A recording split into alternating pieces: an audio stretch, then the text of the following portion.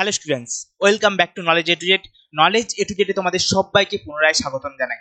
দেখো, আজকে আমি তোমাদের ক্লাস 10 এর যে টেস্ট এক্সাম রয়েছে তোমাদের কাছেই আর মাত্র 1.5 মাস পরে, ঠিক আছে, তার জন্য সাজেস্টিভ কিছু প্রশ্ন আমি দিতে চলেছি। প্রথমে এই প্রশ্নগুলো দেওয়ার আগে আমি কয়েকটা কথা তোমাদেরকে বলতে চাই।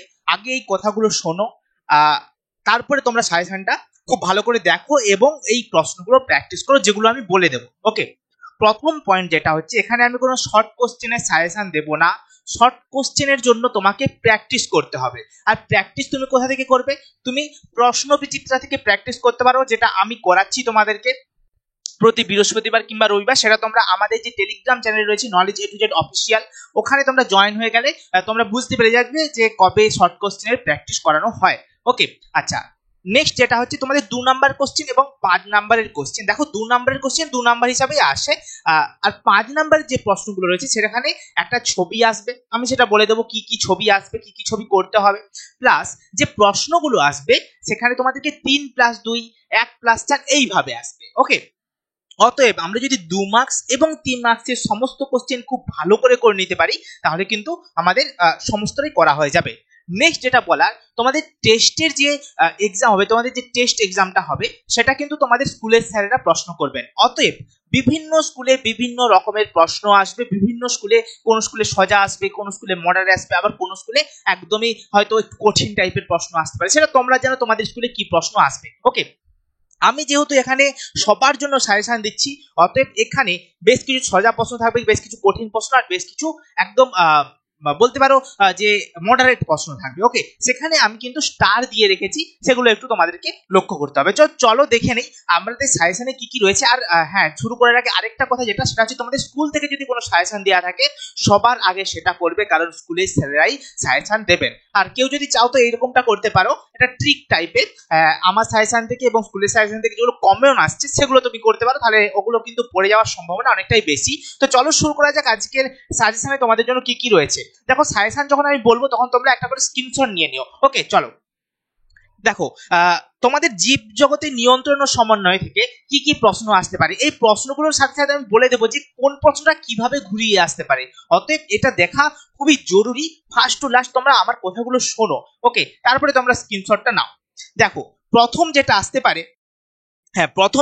পারে কি না, ট্রপিক চলন ন্যাস্টিক চলনের পার্থক্য পাবো। এটা খুব ইম্পর্টেন্ট, ঠিক আছে। ট্রপিক চলন আর ন্যাস্টিক চলনের পার্থক্য খুব ইম্পর্টেন্ট। তোমরা কয়েকটা বিষয় দিয়ে দেবে, বলবে এই বিষয়ের উপরে পার্থক্য লেখো ট্রপিক চলন এবং ন্যাস্টিক চলনের উপরে। আর প্রত্যেকটা চলনের উদাহরণ একদম খুব ভালো করে রাখবে। এটা তোমাদের 1 মার্কস এবং 2 মার্কস সমস্তই আসতে পারে। যেগুলো বেশি ইম্পর্টেন্ট সেগুলোকে আমি 3টে করে স্টার দিয়ে রেখেছি, আর যেগুলো একটু কম তাতে 2টো স্টার, যাতে একবারই মোটামুটি ইম্পর্টেন্ট সেটাকে আমি 1টা স্টার দিয়ে রেখেছি।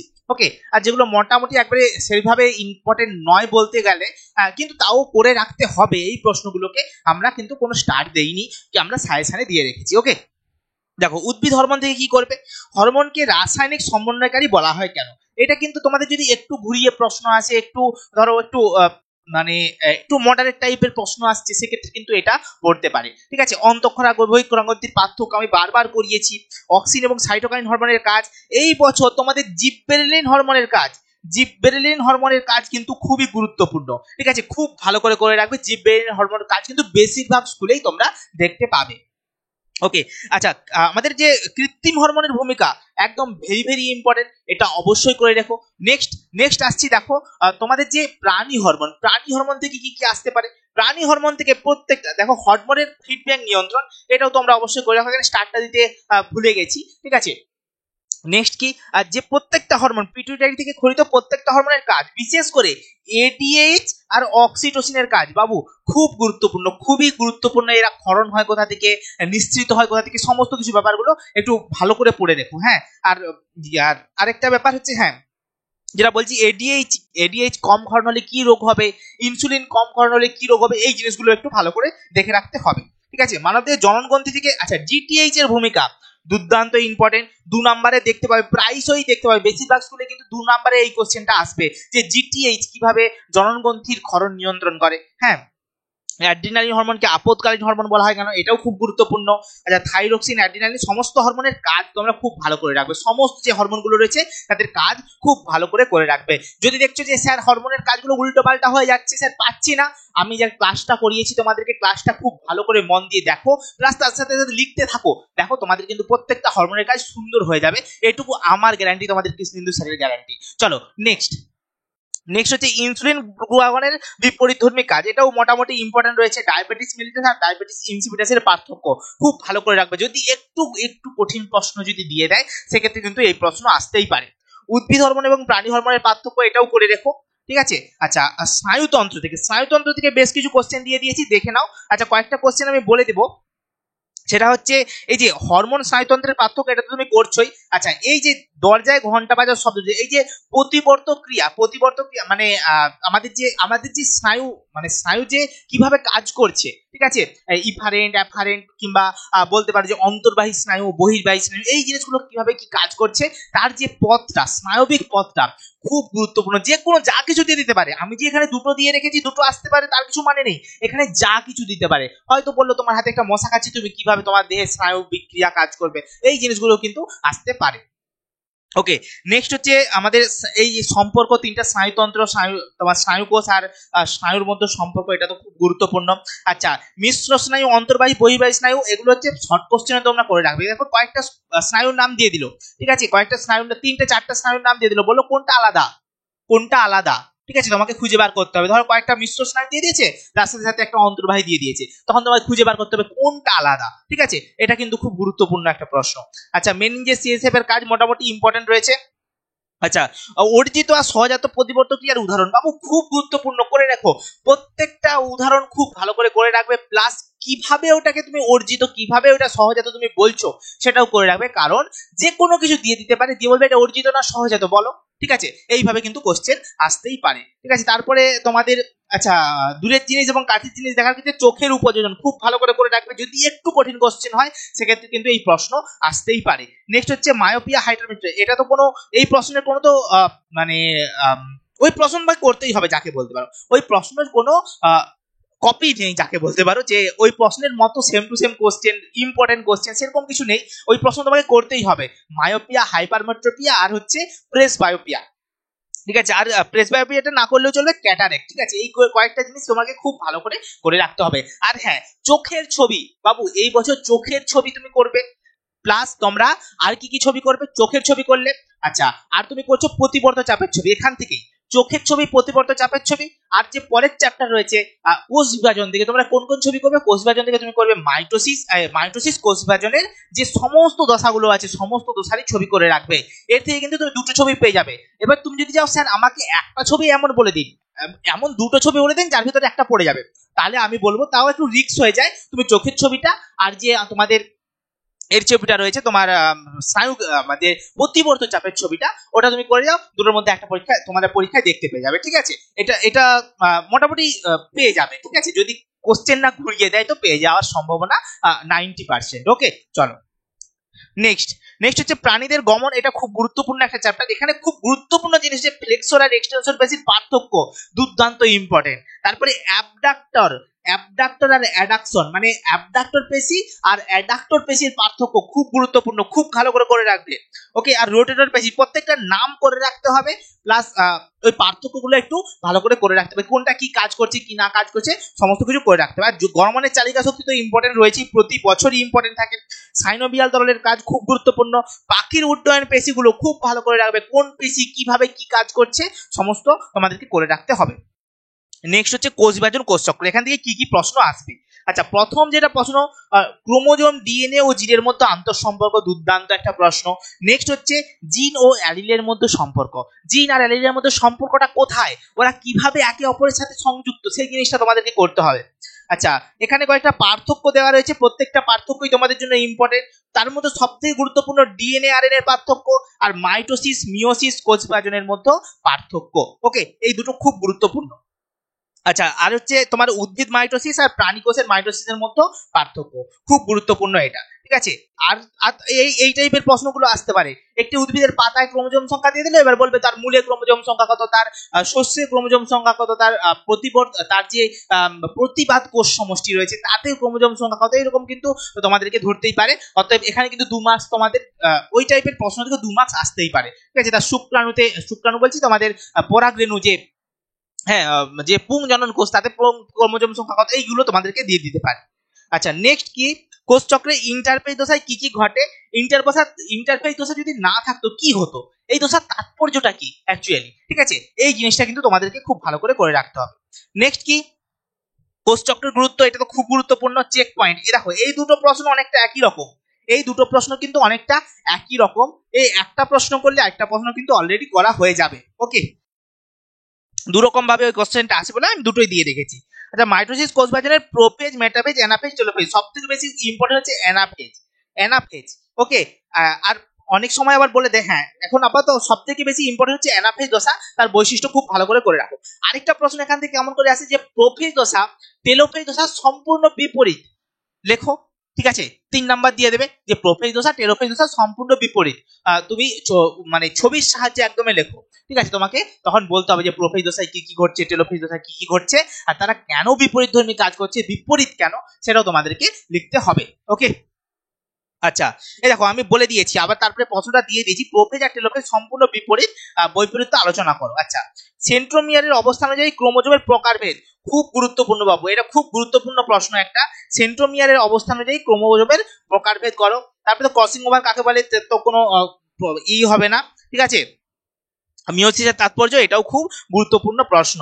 ওকে, চলো নেক্সট হচ্ছে জনন থেকে কি করবে। জনন থেকে কয়েকটা প্রশ্ন রয়েছে, জননের গুরুত্ব এটা করবে।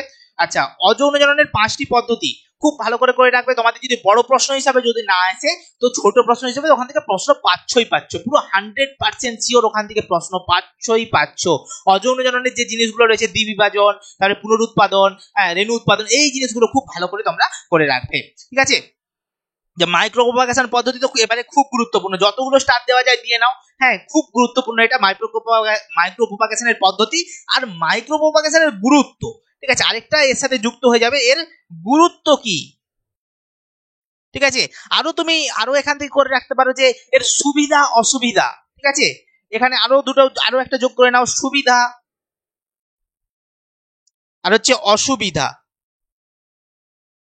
ঠিক আছে। এখান থেকে কিন্তু একটা প্রশ্ন তোমরা পাচ্ছ, ঠিক আছে। তারপরে হচ্ছে ফার্নের জন্য ক্রম মোটামুটি ইম্পর্টেন্ট রয়েছে, কারণ যেহেতু আগের বছর পড়ে গেছিল সে পাশে ইম্পর্টেন্ট একটু কমে গেছে, কিন্তু না আমরা করে রাখবো, কারণ কি পরীক্ষক চাইলেই দিয়ে দিতে পারেন, তার কোনো বাধা বিপত্তি নেই যে আগের বছর পড়ে গেছিল এই বছর দেওয়া যাবে না, সেরকম কিছু ব্যাপার নেই। ওকে, তারপরে এক বীজপত্তি জোর কলম করা যায় না কেন, একটু যদি কঠিন প্রশ্ন আসে অবশ্যই পড়বে, স্টকসিয়ন হয়তো অনেক স্কুলেই দিয়ে দেবে, ঠিক আছে। এইগুলো সমস্তই করে রাখো, আমি বলবো তোমাদের স্টার না দেখে তোমরা বিন্দাস সমস্ত কোশ্চেন করে রাখো, দেখো এখান থেকে প্রায় কোশ্চেন তোমরা পেয়ে যাবে, ঠিক আছে। বেশিরভাগ কোশ্চেন কিন্তু এখান থেকে তোমরা পেয়ে যাবে, এটা পুরো 100% শিওর। ওকে, চলো নেক্সট, সপুষ্পক উদ্ভিদের যৌন জনন পদ্ধতিটা তোমরা অবশ্যই করে রাখবে, যে কিভাবে কি হচ্ছে পরপর একটা লেখচিত্রের মাধ্যমে করে রাখবে।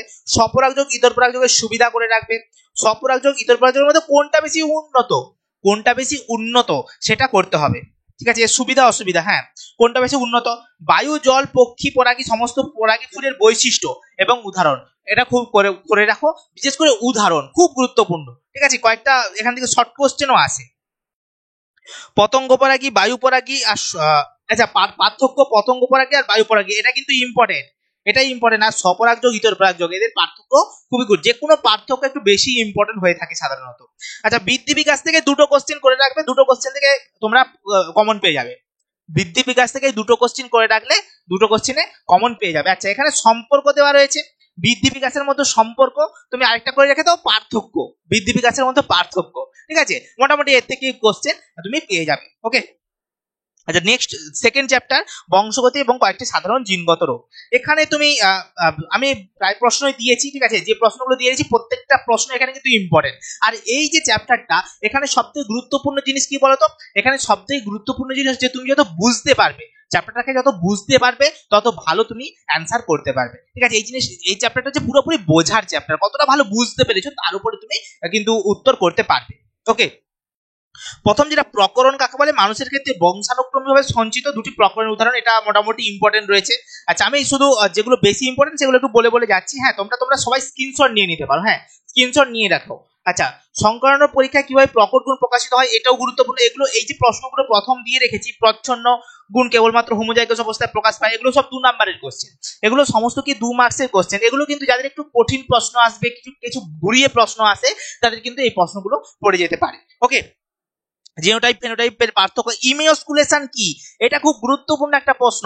আরেকটা ওখানেই জুড়ে দিবে, ওখানে আরেকটা প্রশ্ন তুমি জুড়ে রাখো যে মেন্ডেল ইমাস্কুলেশন পদ্ধতি ব্যবহার করেছিলেন কেন, ঠিক আছে, কিংবা বলতে পারো যে ইমাস্কুলেশনের গুরুত্ব কি, মেন্ডেলের পরীক্ষায় ইমাস্কুলেশনের গুরুত্ব কি, খুব গুরুত্বপূর্ণ একটা প্রশ্ন, ঠিক আছে। তার গুরুত্বটা আবার গুরুত্বপূর্ণ প্রশ্ন হিসাবে বিবেচিত হয়েছে। ওকে, মটর গাছের হোমোজাইগাস হেটেরোজাইগাস জিনোটাইপের উদাহরণ, এটাও খুব গুরুত্বপূর্ণ। আচ্ছা, এই যে 3টা প্রশ্ন, মেন্ডেলের মটর গাছ নির্বাচনের কারণ, মেন্ডেলের সাফল্য লাভের কারণ, আচ্ছা মেন্ডেলের বিপরীতধর্মী বৈশিষ্ট্য, এই সমস্ত প্রশ্নগুলোকে না, এগুলোকে গোল্ডেন মার্ক দিয়ে রাখো, যতগুলো স্টার দিতে পারো দিয়ে রাখো। এই যে প্রশ্নগুলোর মধ্যে কোনো না কোনো প্রশ্ন প্রত্যেক স্কুলে তুমি দেখতে পাবে। তুমি বলবে স্যার এই রকমই কি পড়বে, না এইভাবে পড়তে নাও পারে। কেমন পড়বে, যে মেন্ডেল নির্বাচিত মটর গাছের ফুল এবং গাছের উচ্চতা, ফুলের রং এবং গাছের উচ্চতার যে বিপরীতধর্মী বৈশিষ্ট্যগুলো ছিল সেগুলো লেখো, ঠিক আছে। তার মানে 7 জোড়া বিপরীতধর্মী বৈশিষ্ট্য থেকে পড়ে যাচ্ছে, প্রত্যেকটা করে রাখতে হবে তোমাকে এখান থেকে। এই 3টা প্রশ্ন খুব গুরুত্বপূর্ণ, যতগুলো স্টার দিতে পারো দিয়ে রাখো। হ্যাঁ, আর এগুলো মাধ্যমিকের জন্য অবশ্যই গুরুত্বপূর্ণ। আচ্ছা, গিনিপিগের এক সংখ্যক জনন, চেকার বোর্ড অনেক স্কুলে পড়বে, ঠিক আছে।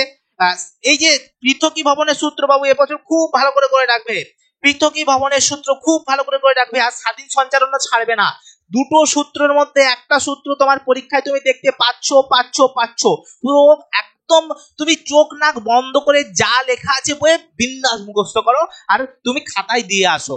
দুটো সূত্রের মধ্যে একটা সূত্র তুমি পাচ্ছই, পুরো একদম বেশি চান্স রয়েছে পৃথকী ভবনের সূত্র তোমার পাওয়ার। ওকে, চলো নেক্সট, মটর গাছের, আচ্ছা এটা দ্বিসংকর জনন। ওকে, দ্বিসংকর জননটা খুব ভালো করে রাখো, কারণ এই যে দ্বিসংকর জননটা প্রত্যেক বছর কোনো না কোনো ভাবে ঘুরিয়ে ফিরিয়ে ঠিক দ্বিসংকর জননই চলে আসে। হ্যাঁ, আচ্ছা, ভিন্ন ভিন্ন জিনোটাইপ একই ফেনোটাইপ উৎপন্ন করে, এটাও মোটামুটি একটা ইম্পর্টেন্টই প্রশ্ন। আচ্ছা, অসম্পূর্ণ প্রকটতা করে রাখবে, এখান থেকে কিন্তু শর্ট কোশ্চেন আসার চান্স এবারে বেশি। ওকে, মানুষের ক্ষেত্রে লিঙ্গ নির্ধারণ পদ্ধতি, এই প্রশ্নটাও, এটাও একটা প্রশ্ন এমন প্রত্যেক বছর কোনো না কোনো ভাবে ঘুরিয়ে ফিরিয়ে কিন্তু দিয়েই দেবে। ওকে, কোনোভাবে ঘুরিয়ে ফিরিয়ে দেবে। ওটা আবার এবছর কিভাবে আসতে পারে বলতো, এভাবে বলবে যে আমাদের সমাজে কন্যা সন্তান জন্মালে কাকে দায়ী করা হয়, মাকে দায়ী করা হয়, এটা কি সত্যি? তার মানে মানুষের লিঙ্গ নির্ধারণ পদ্ধতি তোমাকে লিখতে বলেছে, যে ঘুরিয়ে তোমাকে একটু নাক দেখিয়েছে। ওকে, এভাবে কিন্তু ঘুরিয়ে ফিরিয়ে প্রশ্ন আসবে। সমস্ত টেস্ট ক্রস ব্যাক ক্রস কিন্তু সমস্ত ব্যাক ক্রস টেস্ট ক্রস নয়, যদি একটু কঠিন প্রশ্ন হয় সেক্ষেত্রে এই প্রশ্ন আসতেই পারে। নেক্সট হচ্ছে হোমোজাইগাস, আচ্ছা হোমোগ্যামেটিক আর হেটেরোগ্যামেটিক লিঙ্গ কি, এই বছর কিন্তু এই প্রশ্নটা একটু আসার চান্স রয়েছে, ততএব এই প্রশ্নটাও করে রেখো। ওকে, চলো নেক্সট হচ্ছে কয়েকটা সাধারণ জিনগত রোগ। আচ্ছা, থ্যালাসেমিয়া থেকে এবছর কোশ্চেন আসার চান্স রয়েছে, কিন্তু অতটাও বেশি নয়, কারণ আগের বছর পড়ে গেছে। কিন্তু আমরা টেস্ট পরীক্ষায় কোনো রিস্ক নেব না, আমরা সমস্তই করে যাব, ঠিক আছে। থ্যালাসেমিয়া থেকে এই প্রশ্নগুলো কিন্তু ঘুরিয়ে ফিরিয়ে আসে। ওকে, নেক্সট হচ্ছে প্রচ্ছন্ন জিন দ্বারা নিয়ন্ত্রিত বংশগত রোগে পুরুষরা বেশি আক্রান্ত হয় কেন, বা এইভাবে দিতে পারে। আবার অবলিক দিয়ে আরেকটা প্রশ্ন দিয়েছি, এই দুটো প্রশ্নই একই, হিমোফিলিয়া আর বর্ণান্ধতায় কেন পুরুষরা বেশি আক্রান্ত হয়। হ্যাঁ, কিসকস উত্তরকারী বলতে কি বোঝো, এটা জিনগত রোগ প্রতিকারে জেনেটিক কাউন্সিলিং, বাবু খুব গুরুত্বপূর্ণ, জেনেটিক কাউন্সিলিং খুব গুরুত্বপূর্ণ। সমাজ থেকে জিনগত রোগ দূর করতে হলে কি কি করতে হবে, এটাও খুব গুরুত্বপূর্ণ, ঠিক আছে। হিমোফিলিয়া বর্ণান্ধতার কারণ এবং লক্ষণ, এই যে প্রশ্নটা দেখতে পাচ্ছ, এই প্রশ্নটা কিন্তু তোমাদের জন্য পুরো একদম গোল্ডেন কোশ্চেন বলতে পারো, ঠিক আছে, গোল্ডেন কোশ্চেন একটা বলতে পারো। আর জেনেটিক কাউন্সিলিং এর গুরুত্ব, এই প্রশ্নটাও। ওকে, এই দুটো প্রশ্ন খুব গুরুত্বপূর্ণ।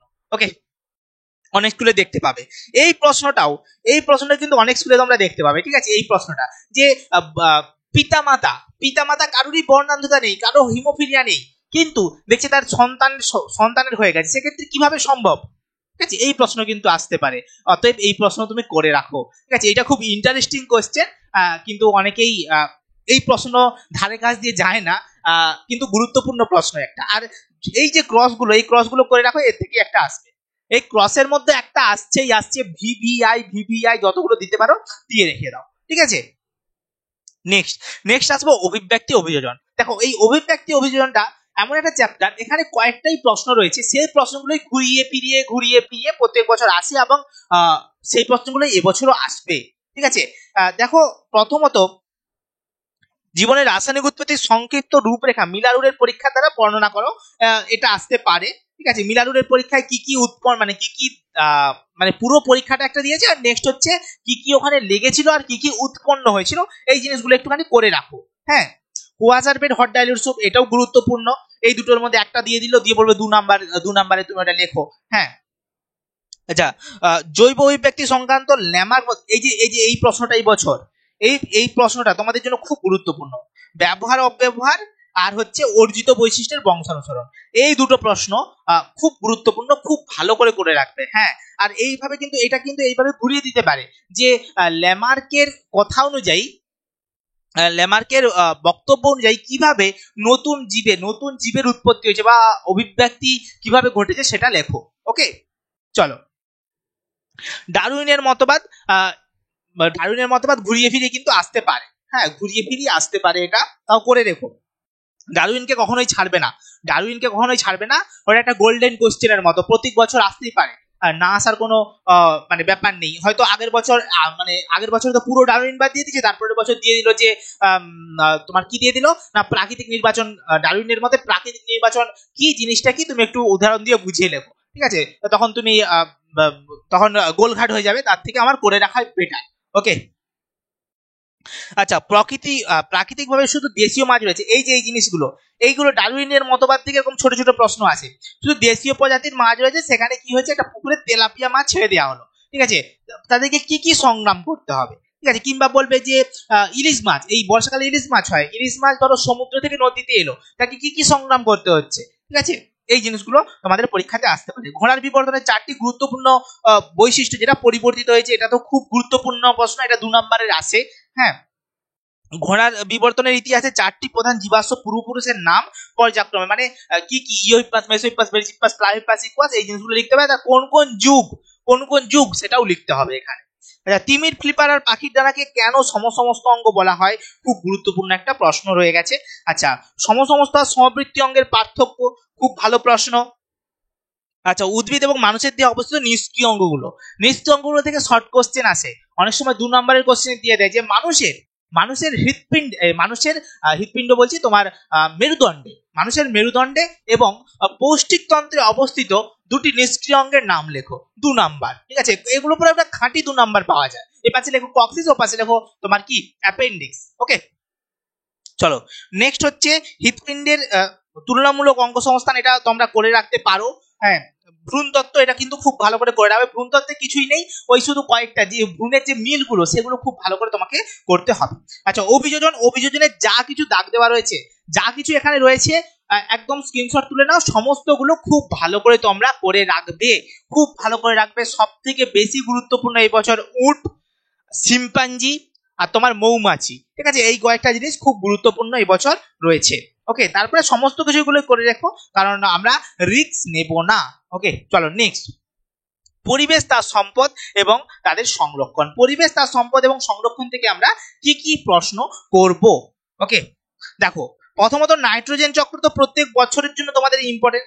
নাইট্রোজেন চক্র কিভাবে বিঘ্নিত হচ্ছে, আর নাইট্রোজেন চক্রের ছোট ছোট প্রশ্ন দিয়ে দিবে যে ডিনাইট্রিফিকেশনে কোন মানে কি ডিনাইট্রিফিকেশনে কি ব্যাকটেরিয়ার ভূমিকা, কিংবা বলে দিলে যে নাইট্রিফিকেশনে ব্যাকটেরিয়ার ভূমিকা। দেখো এইভাবে কিন্তু ঘুরিয়ে ফিরিয়ে এই জিনিসগুলো আছে, নাইট্রোজেন চক্র আমাকে পুরোটাই করে রাখতে হবে। ওকে, নেক্সট কি, মানুষের লাগাম ছাড়া পরিবেশ দূষণ। হ্যাঁ, পরিবেশ দূষণ থেকে কেমন কোশ্চেন আছে, তুমি ভাবছো সোজা কোশ্চেন আসবে না। পরিবেশ দূষণে ডাইরেক্ট বলবেন যে বায়ু দূষণ কাকে বলে লেখো, জল দূষণ কাকে বলে, জল দূষণের ফলে কি হয়, এই সমস্ত ছোটবেলায় আসতো। এখন কেমন করে প্রশ্ন আসবে যে মানুষের লাগাম ছাড়া মানে যেটাকে বলা হয় মানুষের লাগাম ছাড়া কি উন্নতি বলতে পারো, কিংবা লাগাম ছাড়া দূষণ বলতে পারো, তার ফলে কি হচ্ছে পরিবেশের বিভিন্ন ধরনের অসুবিধা হচ্ছে, সেরকম কিছু লেখো, ঠিক আছে। লাগাম ছাড়া কাজ কি করছে, পরিবেশকে দূষিত করছে, তার যথার্থতা বিচার করো। এইভাবে কিন্তু ঘুরিয়ে প্রশ্ন আসবে। হ্যাঁ, গ্রিন হাউস গ্যাস, অ্যাসিড বৃষ্টি, এগুলো তো আছেই। আচ্ছা, জলাভূমিকে প্রকৃতির বৃক্ষ বলা হয় কেন? এই জিনিসটা কিন্তু আসবে, এটা কিন্তু আসে অনেক সময়, গ্রিন হাউসকে প্রকৃতির বৃক্ষ বলা হয় কেন। আচ্ছা, ইউট্রফিকেশন খুব গুরুত্বপূর্ণ, অ্যালগাল ব্লুম খুব গুরুত্বপূর্ণ। ওকে, আচ্ছা, জীব বিবর্ধন খুবই গুরুত্বপূর্ণ, এগুলোর কোনো মানে বিকল্প হয় না, বলতে পারো। হ্যাঁ, এই প্রশ্নগুলোর খুব গুরুত্বপূর্ণ প্রশ্ন এগুলো। হ্যাঁ, নেক্সট হচ্ছে ক্রমবর্ধমান জনসংখ্যা, এটাও খুব গুরুত্বপূর্ণ প্রশ্ন। এখান থেকে যা কিছু প্রশ্ন এখানে দেওয়া রয়েছে প্রত্যেকটা প্রশ্নের গুরুত্ব অপরিসীম। তুমি ভাবছো ক্রমবর্ধমান জনসংখ্যা এভাবে আসবে না, এভাবে আসবে না, বলবে ঘুরিয়ে প্রশ্ন আসবে, কোন একটা পয়েন্ট তুলে দেবে, ঠিক আছে। ক্রমবর্ধমান জনসংখ্যার ফলে কি হচ্ছে, মানে দুই একটা পয়েন্ট তুলে দিলে, বললে যে এইখানে এই জিনিসগুলো লেখো, ঠিক আছে, এইরকম আসবে। ওকে, আচ্ছা আচ্ছা, অ্যাজমা, ব্রঙ্কাইটিস আর ক্যান্সার, এই তিনটার মধ্যে একটা পাচ্ছই। অ্যাজমা, ব্রঙ্কাইটিস আর ক্যান্সার তিনটাই করে রাখো, তিনটার মধ্যে একটা পরীক্ষাতে তোমরা দেখতে পাবে। আচ্ছা, জীব বৈচিত্র্য এবং তার সংরক্ষণ থেকে আমরা কি কি করব? প্রথমত যেটা করব, যে জৈব বৈচিত্র্যের গুরুত্ব কি রয়েছে, ঠিক আছে। নেক্সট আমরা যেটা করব, হটস্পট, নির্ধারণের শর্ত কি, যে হটস্পট কোনটাকে আমরা হটস্পট বলবো, তাতে কি কি শর্ত থাকতে হবে, তবে আমরা একটা জঙ্গলকে হটস্পট বলবো। তোমার বাড়ির পাশে যে বাঁশ বাগান আছে, তাকে তুমি হটস্পট বলছো না কেন? ঠিক আছে, সেটাকে সরকার হটস্পট বলছে না কেন? ওকে, আচ্ছা, হটস্পটের 4টি লুপ্তপ্রায় জীব, প্রত্যেকটা যে তোমাদের বইয়ে হটস্পট দেওয়া রয়েছে, প্রত্যেকটা হটস্পটের 4টি করে লুপ্তপ্রায় জীবের নাম খুব ভালো করে রাখো, কারণ ওখান থেকে 2 নম্বরের কোশ্চেন অনেক সময় দিয়ে দেয়। আচ্ছা, জীব বৈচিত্র্য হ্রাসের কারণ, তার মধ্যে কয়েকটা কারণ দিয়ে দিয়েছি গুরুত্বপূর্ণ। চোরা শিকার, এইরকম প্রশ্ন পড়বে যে জীব বৈচিত্র্য হ্রাসের কারণ হিসাবে চোরা শিকার এবং জলবায়ুর পরিবর্তন কিভাবে গুরুত্বপূর্ণ, ঠিক আছে, সেটা সম্বন্ধে তোমাকে লিখতে হবে। ওকে, সুন্দরবনের সমস্যা, এইভাবে পড়বে না যে সুন্দরবনের সমস্যাগুলি লেখো, দুই একটা প্রশ্ন তুলে দেবে, দুই একটা পয়েন্ট তুলে দেবে, দিয়ে বলবে এগুলোর উপরে সুন্দরবনে কি সমস্যা হয়েছে, ঠিক আছে, এই জিনিসগুলো বলবে, যে নোনা জঙ্গল প্রবেশ করে যাচ্ছে, এটার ফলে কি সমস্যা হচ্ছে সুন্দরবনে। ওকে, এরকম কিন্তু প্রশ্ন আসবে। আচ্ছা, জাতীয় উদ্যান, অভয়ারণ্য, বায়োস্ফিয়ার রিজার্ভের উদাহরণ, আর হচ্ছে ওই স্থানে কোন প্রাণী সংরক্ষণ করা হয়, খুব গুরুত্বপূর্ণ। প্রত্যেকটা উদাহরণ যেগুলো বইয়ে রয়েছে সবগুলোই তোমাকে করতে হবে। নেক্সট হচ্ছে ইনসিটু আর এক্সিটুর মধ্যে পার্থক্য, জাতীয় উদ্যান অভয়ারণ্যের পার্থক্য, রেড পান্ডা, এই যে প্রশ্নটা দেখতে পাচ্ছ এর ভেতর থেকে একটা আসবে, রেড পান্ডা, কুমির, বাঘ, সিংহ, এই চারটা খুব ভালো করে রাখো। এটা হ্রাসের কারণ, আর তার জন্য তোমাকে কি নেওয়া হয়েছে সরকারের তরফ থেকে, কি মানে তাকে সংরক্ষণ করার জন্য কি করা হয়েছে। ওকে, কি সংরক্ষণ করার জন্য কি পদক্ষেপ নেওয়া হয়েছে সেটা তোমাকে পড়তে হবে। ক্রায়ো সংরক্ষণ কাকে বলে 2 নম্বরের পরে। আর জেএফএম আর পিপিআর, এবছর জেএফএম টা তোমাদের জন্য খুবই খুবই খুবই গুরুত্বপূর্ণ। ওকে, জেএফএম খুব ভালো করে যাও, আর পিবিআরও করবে, কখনো ছাড়বে না। এই প্রশ্নগুলো হচ্ছে কখনো ছাড়ার মতো প্রশ্ন হয় না। দেখো, এখানে যা কিছু প্রশ্ন দেওয়া রয়েছে প্রত্যেকটা প্রশ্নের গুরুত্ব অপরিসীম, অতএব তোমরা প্রত্যেকটা প্রশ্ন খুব ভালো করে রাখবে। তোমরা স্ক্রিনশট নিয়েছো আশা করছি প্রত্যেকটা পেজের, আর তাও আমি আরেকবার তোমাদেরকে স্ক্রিনশট নেওয়ার টাইম দিচ্ছি। ওকে, প্রথম থেকে আরো একবার দেখিয়ে দিচ্ছি, স্ক্রিনশট নিয়ে নাও, এবং তোমরা এই প্রশ্নগুলো খুব ভালো করে প্র্যাকটিস করতে থাকো, তাহলে আশা করছি তোমাদের এখান থেকেই প্রশ্ন চলে আসবে। ওকে, স্ক্রিনশট নিতে থাকো একটা, তোমরা ফোন পজ করো আর স্ক্রিনশট নাও। হ্যাঁ, তাহলে এই প্রশ্নগুলো খুব ভালো করে রাখো, তাহলে এখান থেকে তোমরা কিন্তু কমন পাচ্ছই। ওকে, চলো ঝটপট স্ক্রিনশট নিয়ে নাও, পজ করো আর স্ক্রিনশট নিয়ে নাও। হ্যাঁ, চলো, এই ছিল তোমাদের জীবন বিজ্ঞানের ফুল সাজেশন। তোমরা অনেকেই আমাকে মেসেজ করে পার্সোনালি বলো কিংবা কমেন্ট বক্সে বলো, প্রচুর কমেন্ট করেছো যে স্যার সাজেশন, আর লাইভ ক্লাসে অনেকে বলো যে স্যার সাজেশন তোমাদেরকে দিয়ে দিলাম। এবারে বাকি কাজটা তোমাদের করতে হবে। তোমাদেরকে যেটা করতে হবে, সাজেশনগুলো যে প্রশ্নগুলো রয়েছে তোমরা যদি পারো, তো মানে সবথেকে বেস্ট উপায় সাজেশন থেকে রেডি করার কি, এই প্রশ্নগুলোকে ফার্স্টে তোমার স্ক্রিনশট নিয়েছো, এক একটা প্রশ্ন লেখো আর তার উত্তর লিখতে থাকো, তোমার বেস্ট দাও ওখানে, তুমি তার উত্তর লিখতে থাকো এবং তোমার টিচারকে দেখাও যে স্যার এখানে এই প্রশ্নগুলো যদি আমি লিখি আমি কত নাম্বার পাবো, কত মার্কস পাবো, তাহলেই দেখবে তোমার কিন্তু এই জিনিসগুলো পুরোপুরি রেডি হয়ে গেছে। আশা করছি তোমাদের পরীক্ষা খুব ভালো হবে। তো সবাই পড়াশোনা শুরু করে দাও, একদম দুর্দান্ত রেজাল্ট করতে হবে। টেস্ট নয়, টেস্টকে আমরা মাধ্যমিক হিসাবে দেখবো। ঠিক আছে, চলো টাটা। আজকের ক্লাস এখান পর্যন্তই, দেখা হচ্ছে নেক্সট ক্লাসে। টাটা।